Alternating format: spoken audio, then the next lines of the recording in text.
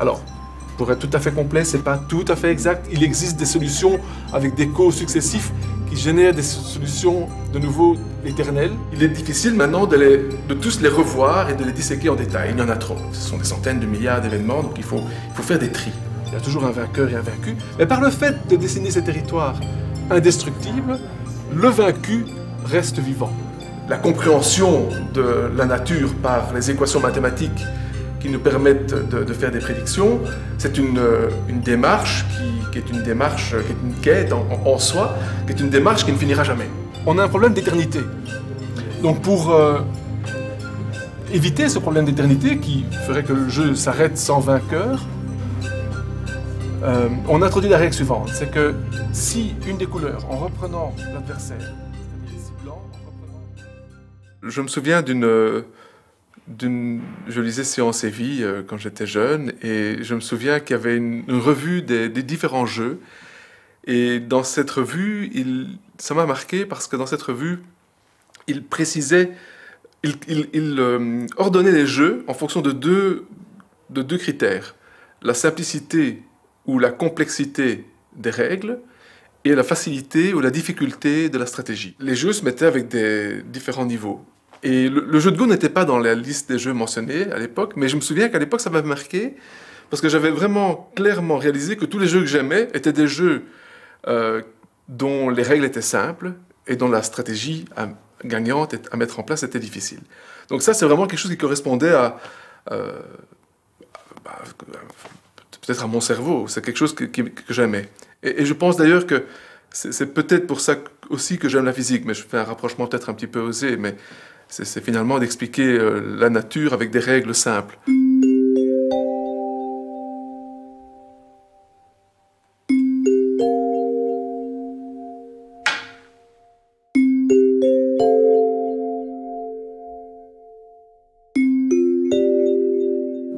La physique décrit un monde, le monde naturel, avec des objets qui le réduisent à ses constituants les plus élémentaires.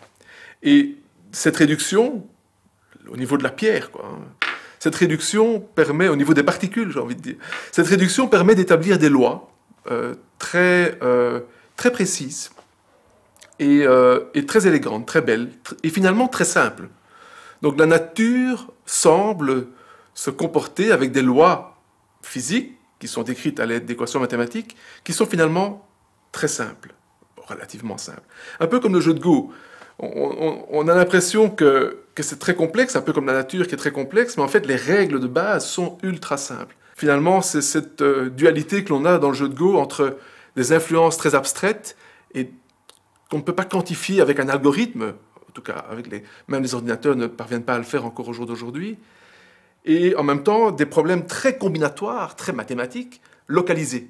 On fait un combat local, on essaie de comprendre localement ce qui se passe. Donc c'est un jeu à la fois combinatoire, très mathématique, et en même temps très intuitif, très artistique.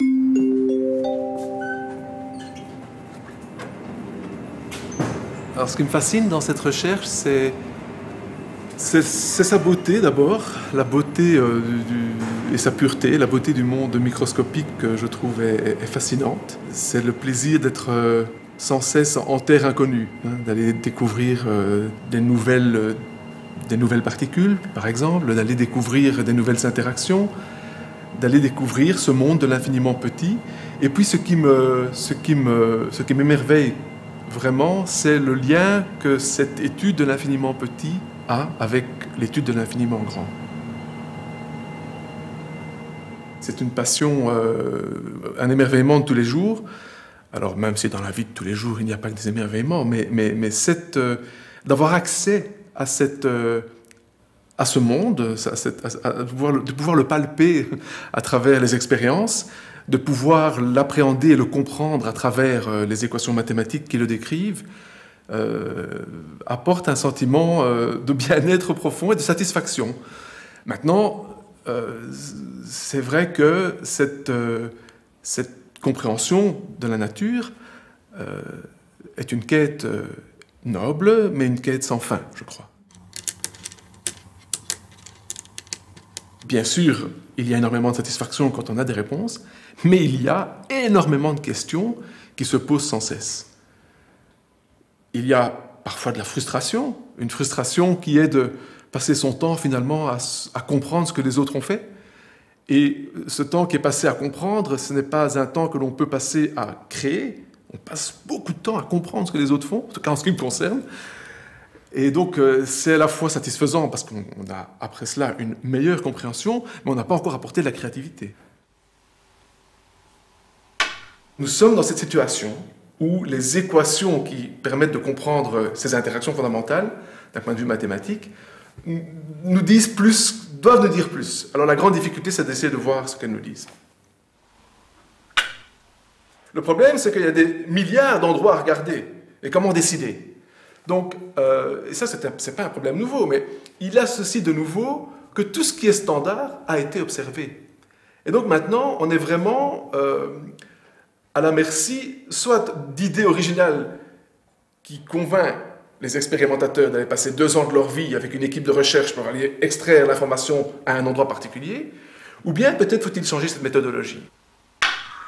A priori, la nouvelle physique est là, mais on n'a pas encore été capable de la pêcher, d'aller dégager cette nouvelle physique. Et ça m'obsède.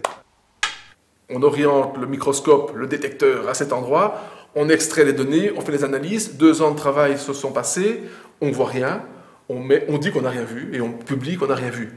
C'est pas très satisfaisant, mais ça c'est la réalité du quotidien du chercheur. Il est rare que l'on trouve quelque chose. On travaille énormément pour ne rien trouver. On travaille énormément pour passer son temps à comprendre ce que les autres ont développé. On va s'en mordre les doigts parce que finalement, une fois qu'on le voit, une fois qu'on voit les choses, c'est toujours la même chose. C'est tellement simple. Ah, c'était ça. Ah oui, mais une fois qu'on vous le dit, c'est facile. Hein, si vous voulez résoudre un exercice, quand vous voyez la solution, c'est toujours facile. Donc, on en est là. On voudrait ne pas voir la solution d'un exercice, on voudrait essayer de voir son élaboration et de trouver la solution nous-mêmes. Menu des nus égale G mu et avec la rotation des indices qui est égale à 0. Donc qu'est-ce qui a fait que les physiciens de l'époque ont pu voir ce système d'équations et le transformer comme ça? Dans l'approche qu'on a depuis 50 ans, c'est donc d'une part, ok, c'est une approche qui a sa légitimité, mais d'autre part, comment être sûr que l'on voit tout? Comment être sûr que l'on sonde, et que l'on d'ailleurs collecte par l'intermédiaire du déclenchement, que l'on voit toutes les choses potentiellement nouvelles. Et ça, c'est quelque chose, c'est vraiment... Bon, c'est depuis le LHC que c'est une obsession pour tous les physiciens. On sait bien que c'est extraordinairement dangereux de rater la nouvelle physique alors qu'on sélectionne un événement parmi des centaines de millions. Mais même dans ceux qu'on a collectés, qui sont ceux qui sont a priori intéressants, je suis très nerveux à l'idée de ne pas pouvoir aller voir partout. C'est une obsession. Hein. Pour l'instant, je suis vraiment obsédé. Alors, j'ai deux étudiants en thèse qui vont peut-être faire les frais de cette obsession. J'espère que je leur rends quand même service en les mettant là-dessus. Mais alors, tu vois, ce qui est quand même pas mal dans cette approche. À quoi ça sert? Ça sert à rien. Hein? Ça sert à rien d'un point de vue fonctionnel, en tout cas pour l'instant.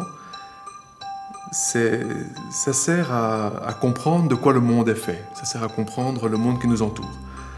Je pourrais vous renvoyer la question et dire à quoi cela sert-il de savoir que la Lune tourne autour de la Terre? Ça ne sert pas à grand-chose. C'est simplement bon de le savoir. Et cette démarche d'aller toujours plus loin dans la connaissance du monde qui nous entoure est une démarche que je crois être très primitive au sens noble du terme, au sens des origines de l'être humain. C'est un besoin que tout le monde a en soi quelque part, à des niveaux différents, dans des domaines différents. Et donc, je crois que ça contribue à cette aventure humaine qu'est la nôtre, de comprendre ce qui nous entoure.